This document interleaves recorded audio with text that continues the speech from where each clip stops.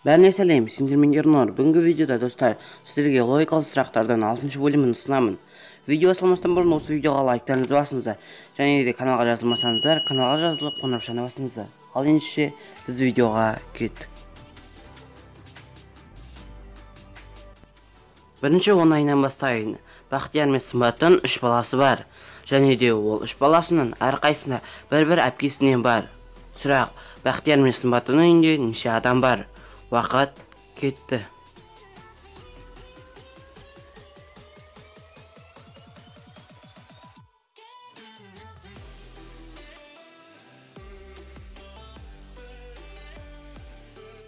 Жауабы: олардың үйінде 6 адам бар. Олар Бақтияр мен Сымбат, олардың балалары және де балалардың әпкесі. Егер дұрыс тапсаң лайк бас. Ал біз келесі сұраққа кеттік.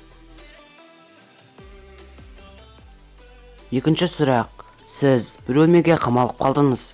Ол бөлмеден шығатын сізде 6 есік бар. Сіз осы 6 есіктің біреуінен шығуыңыз керек. Бірінші есікте зомбилар бар, ал екінші есік құлыптаулы. Ол есіктің кілті сізде жоқ. Ал үшінші есікте шөл дала. Ол жерде күн ыстық болғандықтан сізге аяқ басу мүмкін емес. Ал төртінші есікте аш арыстан. Ол арыстан 5 күн бойы тамақ жемеген. Ал бесінші есікте 3 күн бойы тамақ ішпеген қолтырауын. Ал алтыншы есікте ашулы ниндзя. Сіз осы 6 есіктің қайсынан шығар едіңіз және де қалай? Вақыт кетті.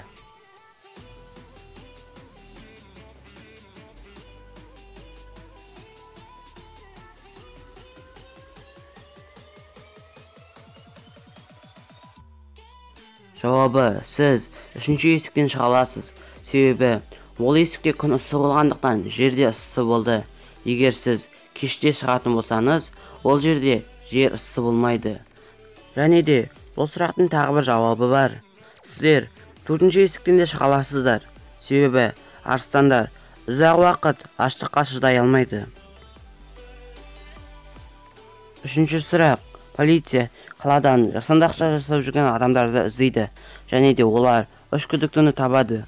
Полиция олардың әмияндағы ақшаны қарап, қайсының ұры екенін табады. Сіздер де полицияға көмектесіңіздер. Осында 3 адамның қайсысы жасанды ақша жасап жүр? Вақыт кетті.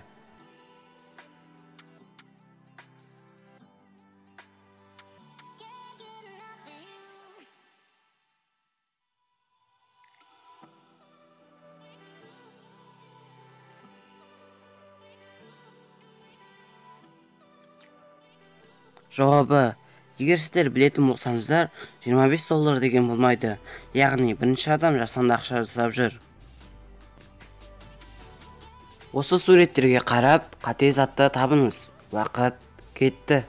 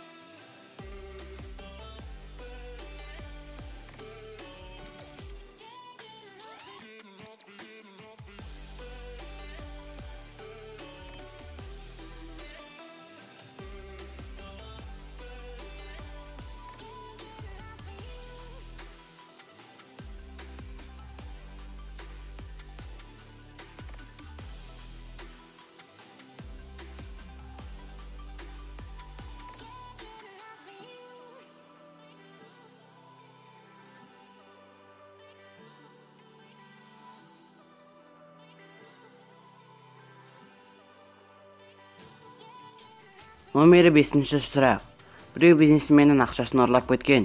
Оны көрген бизнесмен сол кезде полицияны шақырады. Полиция келіп 3 күдіктіні анықтайды. Ол 3 күдікті де «маған ақша керек емес, мен ұрлаған жоқпын» дейді.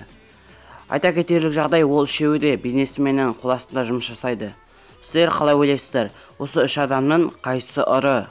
Вақыт кетті.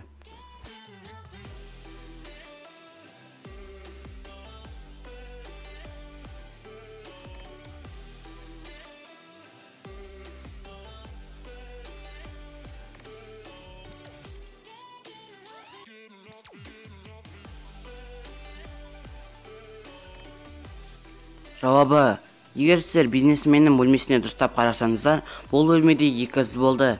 Ал біріншісі бизнесменнің ізі, ал екіншісі ұрының ізі. Күдіктілерге қарасақ, бөлмедегі ізге сәйкес келетін аяқ киімді тек бір адам киген. Демек, үшінші адам ұры. Егер дұрыс тапсаң, лайк бас. Ал осы суретте кім ақмақ? Өз жауабыңызды комментарияға жаза кетіңіз. Дұрыс жауапқа лайк басамын. Ал осымен біздің видеомыз аяқталды. Егер де сіздерге видео ұнаса, лайктарыңызды басыңыздар. Каналға жазылып, қоңыраушаны басыңыздар. Сіздермен болған IEM каналы. Қош, сау болыңыздар.